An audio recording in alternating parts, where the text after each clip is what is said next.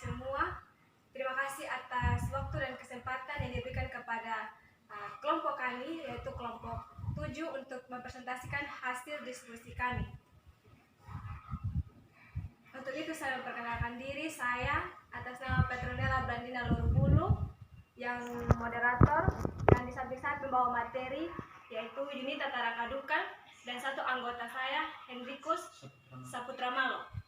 Dan kami di sini hanya bertiga yang untuk mempresentasikan hasil diskusi kami, sedangkan teman-teman yang lain berhalangan. Jadi sebelum itu kami minta maaf kepada Ibu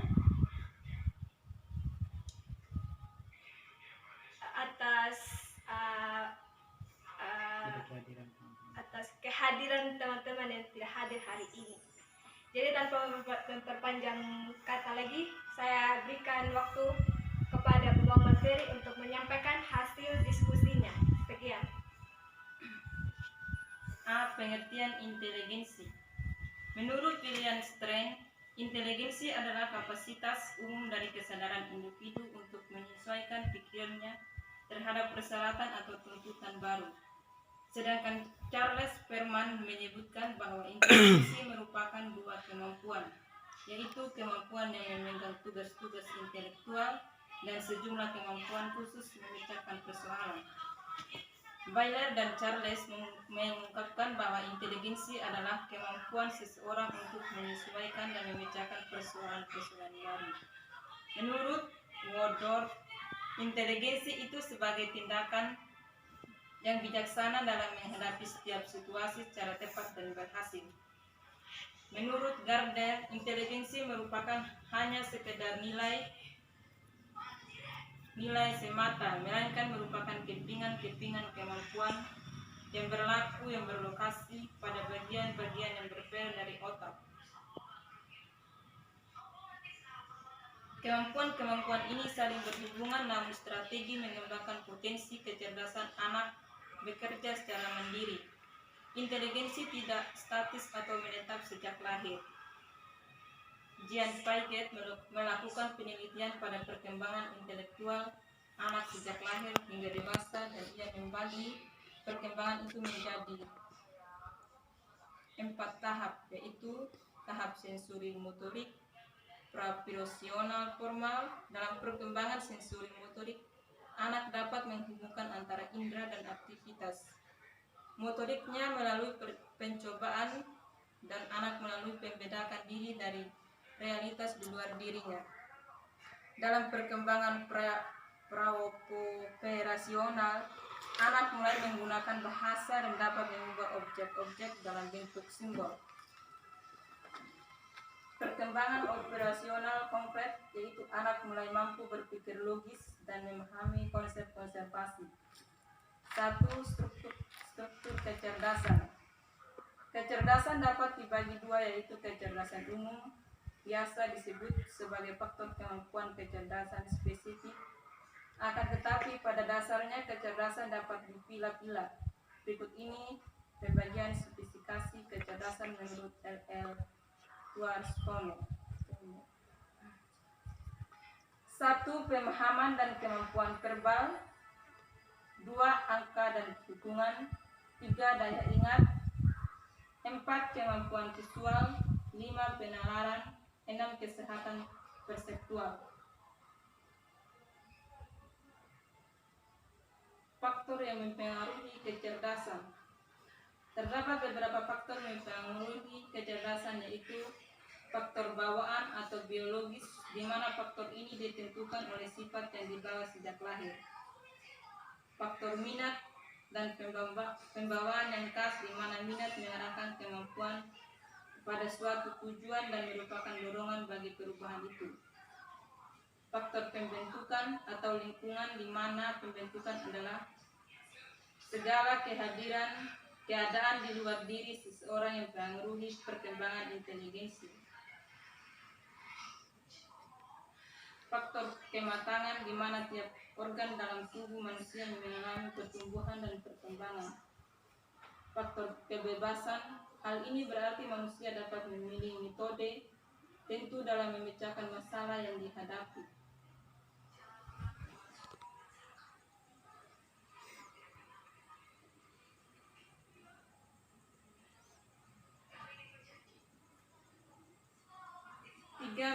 mengoptimalkan fungsi otak. Perbedaan fungsi belahan otak kanan dan otak kiri ditentukan oleh aktivitas mental yang berproses pada masing-masing belahan otak. Belahan otak kiri adalah pusat kontrol atau pusat intelektual seperti ingatan, bahasa, logika. Satu, fungsi otak kiri. Belahan tugas otak kiri mempunyai tugas utama dalam hal bahasa dan tugas-tugas yang logis, metodis, dan analisis. Belahan otak sebelah kiri mengikuti waktu dan bekerja secara rasional, cara kerjanya linier. Dua, fungsi belahan otak kanan, yaitu sebagai pokok kreativitas sifatnya vokal dan tidak rasional. Otak bagian kanan juga berfungsi memproses informasi yang bersifat non-verbal.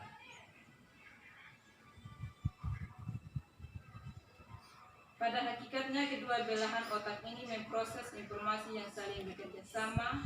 Perbedaan kecerdasan fungsi belahan otak kiri dan belahan otak kanan yaitu pada cara yang digunakan untuk mengolah dan menyelesaikan tugas-tugas yang harus dilakukan oleh kedua otak belah tersebut.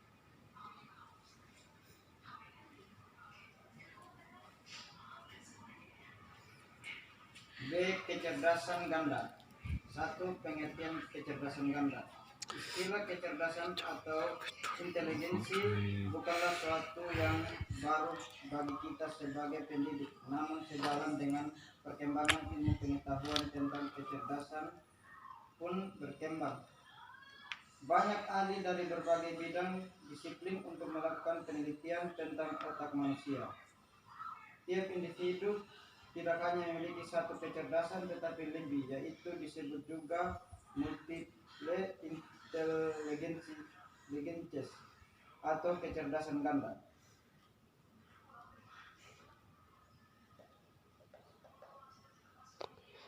Teori kecerdasan ganda, salah satu karakteristik penting dari individu yang perlu dipahami oleh guru sebagai pendidikan adalah bakat kecerdasan individu. 2. Jenis-jenis inteligensi. 1. Inteligensi bahasa. Kecerdasan bahasa berpikir, kemampuan untuk berpikir dengan kata-kata yang menggunakan bahasa untuk mengekspresikan arti yang kompleks. Berikut ini karakteristik individu yang menunjukkan kemampuan dalam inteligensi bahasa. A. Senang membaca buku atau mendongeng. B. Pandai menghubungkan atau mengkaitkan kata-kata atau kalimat baik lisan maupun tulisan. C. Senang berkomunikasi, berbicara, berdialog, berdiskusi, dan senang berbahasa asing.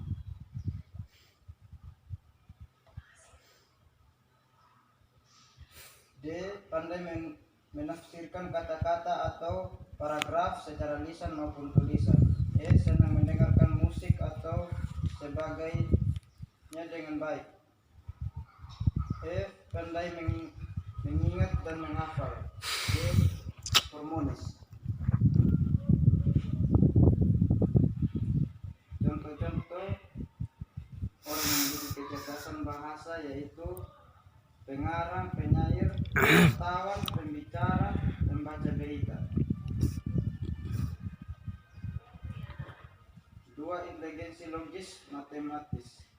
Kecerdasan logis matematis memungkinkan seorang terampil dalam melakukan hitungan atau kuantifikasi, menemukan profesi dan hipotesis, dan melakukan operasi matematis.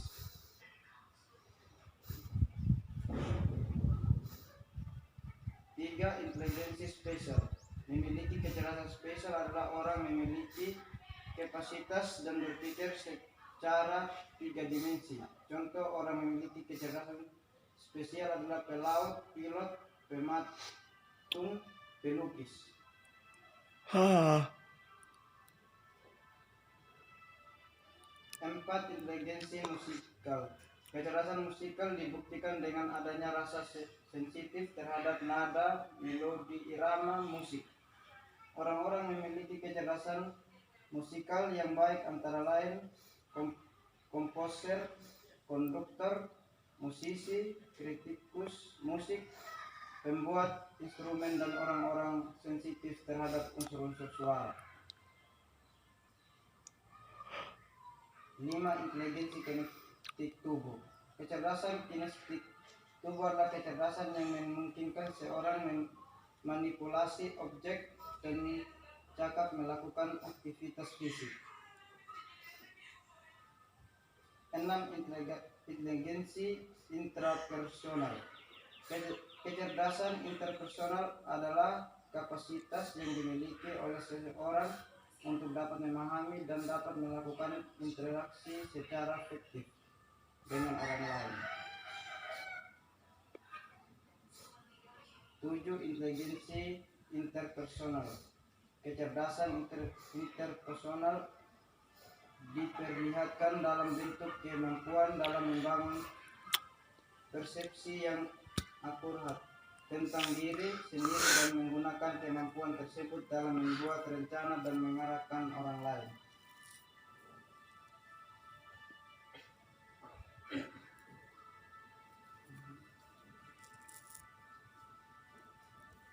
Inteligensi naturalis. Keahlian mengenai dan mengategorikan spesies flora dan fauna lingkungannya.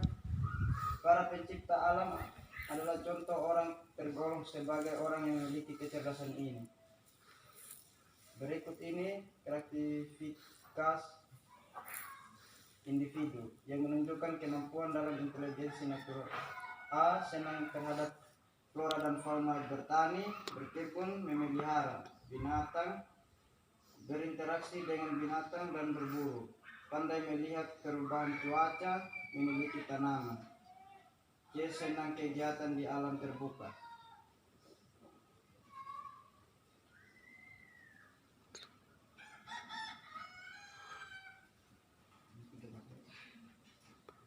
Cara-cara meningkatkan kecerdasan ganda. Gambaran umum adalah mempelajari saat guru menjelaskan adalah ada anak yang senang menerima pelajaran dan berbagai macam sifat tingkat kecerdasan. Ada beberapa yang dapat dilakukan untuk menciptakan belajar yang mengembangkan semua kecerdasan, yaitu sebagai berikut. 1. Mengaktifkan seluruh indera anak didik. 2. Melatih inteligensi atau kecerdasan yang berimbang. 3. Melatih inteligensi kecerdasan yang berbeda.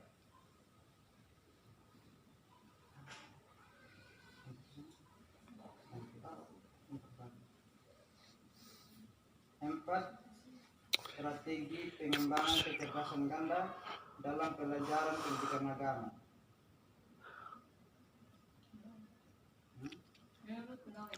Menurut Noeng Muhajir, strategi adalah suatu penataan potensi dan sumber agar dapat efisien dalam memperoleh hasil sesuai yang dirancang. Secara umum, strategi memiliki pergantian sebagai suatu garis besar haluan dalam bertindak untuk mencapai sasaran yang telah ditentukan.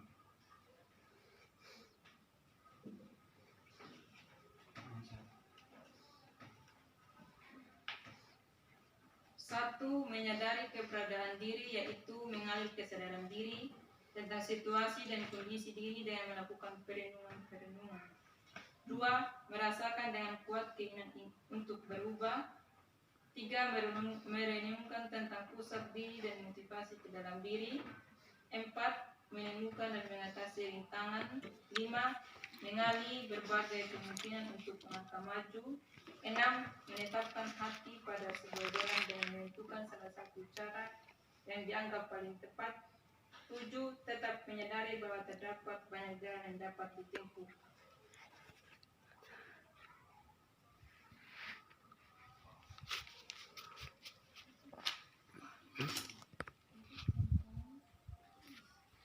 Kesimpulan 1. Setiap individu tidak hanya memiliki satu kecerdasan, tetapi lebih, yaitu disebut juga multiple inteligensia, yaitu kecerdasan ganda. Kecerdasan ganda adalah sehimpunan kemampuan dan keterampilan kecerdasan dapat ditingkatkan dengan cara belajar yang mengembangkan kemampuannya secara penuh. 2. Howard Gardner, seorang pakar psikologi dan dari Harvard Universitas, mengemukakan 8 jenis kecerdasan yang meliputi kecerdasan 1. Bahasa, 2. Matematis logis, 3. Spasial, 4. Musikal, 5. Kinestesis tubuh, 6. Interpersonal, 7. Interpersonal, 8. Naturalis. Beberapa cara yang dapat dilakukan untuk menciptakan suasana belajar yang mengembangkan semua kecerdasan sebagai berikut. 1. Mengaktifkan seluruh indera anak didik. 2. Melatih inteligensi atau kecerdasan yang berimbang. 3. Melatih saling inteligensi atau kecerdasan yang berbeda. Oke, sekian hasil diskusi kami. Terima kasih untuk pembawa materi yang telah membacakan hasil presentasi kami hari ini. Untuk kepada teman-teman sekalian yang ingin menonton dan ingin bertanya, kami akan menerima pertanyaannya setelah menonton video kami. Sekian dan terima kasih banyak.